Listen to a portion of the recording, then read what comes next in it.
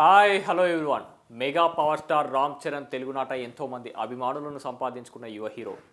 Mega power star అన్న స్థాయిలో ఆయన అలా ఎంత ఎత్తున ఉన్నా ఎప్పుడూ తన పాదాలు నేలపైనే ఉంటాయి అన్నట్టుగానే వ్యవహరిస్తుంటారు.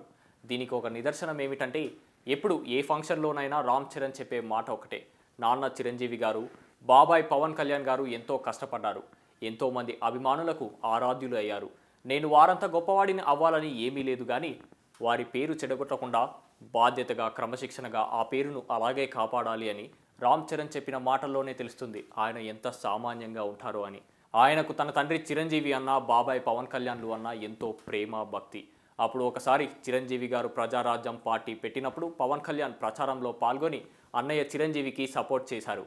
అలాగే రామ్ చరణ్ ప్రజారాజ్యం కోసం ఒక పాట పాడి సపోర్ట్ చేశారు. ఇప్పుడు ఆ పాట తాలూకు వీడియో ఒకటి ఫేస్బుక్ వంటి సోషల్ వెబ్సైట్లలో హల్చల్ చేస్తుంది. చిరంజీవి గారి కోసం రామ్ చరణ్ పాడిన పాట అంటూ ఫ్యాన్స్ అందరికీ షేర్ చేస్తున్నారు.